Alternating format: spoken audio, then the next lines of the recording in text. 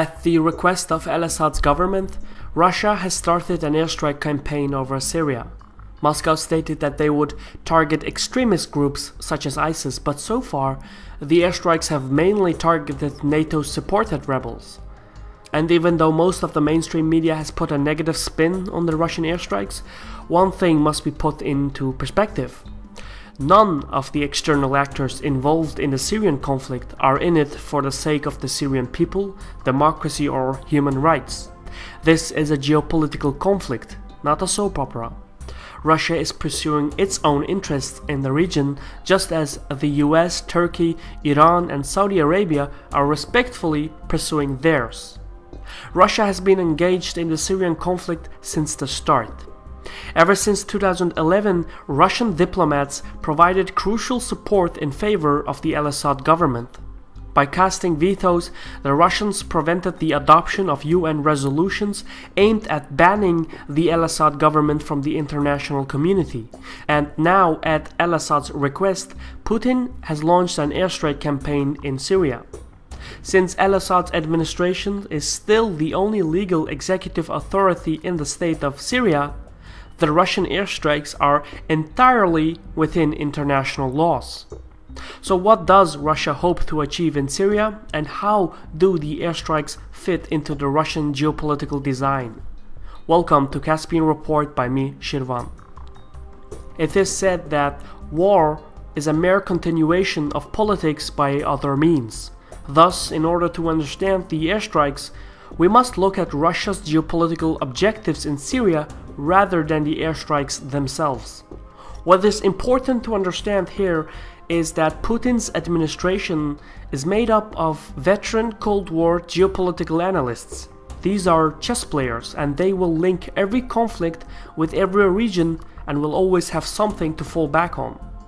The mainstream media has been so caught up with the Russian airstrikes in Syria that one other crisis has been relatively neglected: the NATO-Russian standoff in Ukraine.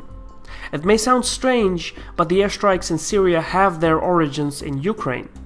Those who have followed the events in eastern Ukraine will note that the situation in the recent weeks has been quiet.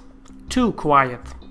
The separatists haven't made any provocations. No skirmishes have erupted, and the rebels have put forth a compromise to the government in Kiev. At the same time, Russia had been building up its military presence in Syria by laying down new pavements for helipads, stockpiling missiles, and placing warplanes in positions. Both events in Ukraine and Syria coincided with the UN General Assembly gathering, which was held in late September. During the meeting, Putin requested to meet with Obama and put forth a proposal. The Russian president wanted an end to the sanctions on Russia and for NATO to halt its support to the Ukrainian government. In return, Putin was willing to accept a diplomatic exit for the al-Assad government. Basically, it was a trade-off: Syria for Ukraine. It was an offer Obama couldn't refuse. Yet, that is exactly what he did. Obama rejected the proposal to link Ukraine with Syria.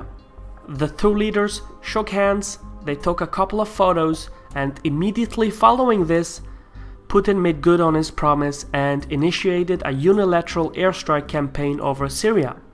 And as a symbolic message, the Russians hit the rebels in the town of Homs first, which is outside the scope of operations against ISIS and within the realm of US and Turkish supported rebels. In essence, Russia is playing good cop in Ukraine and bad cop in Syria in order to get the necessary compromises from the US. So far, Washington has rejected to link the Syrian civil war with the standoff in Ukraine, but in every practical sense, whether one wants it or not, these two conflicts are now interwoven. Obama's rejection of Putin's proposal has prompted the Kremlin to pursue their backup plan, which, in the traditional Russian sense, is just as interwoven, but this time involving Iran.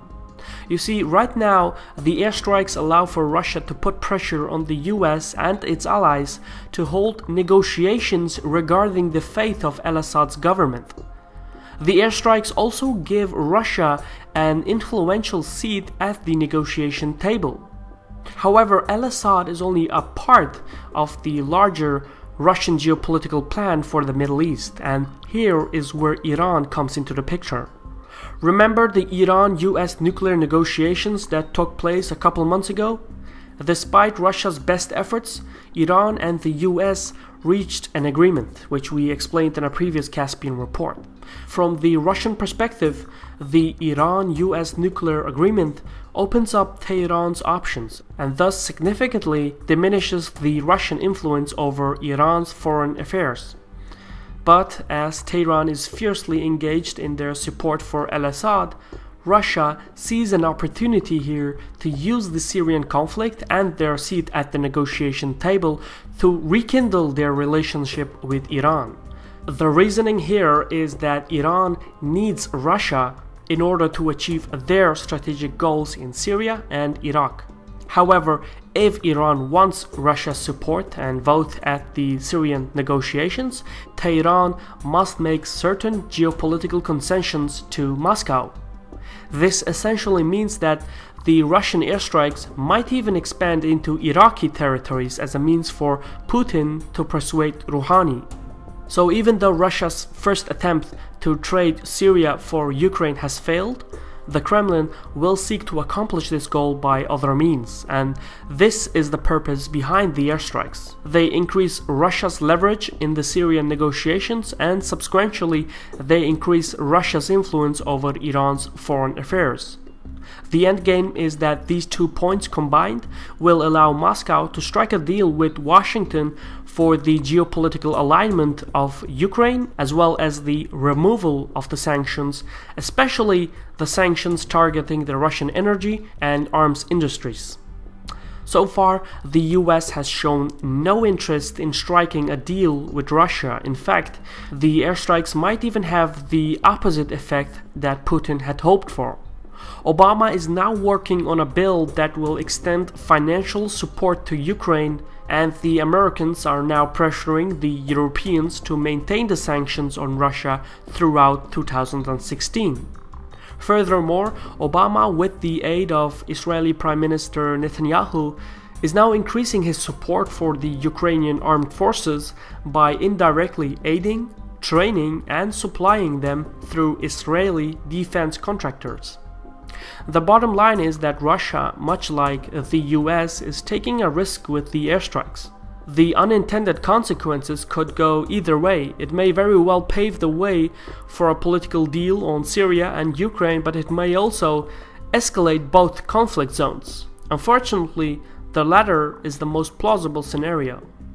This was a Caspian report by me, Shirvan. If you enjoyed this video and would like to support more original content like this, please visit our Patreon page in the description. For now, thank you for watching and sağ olun.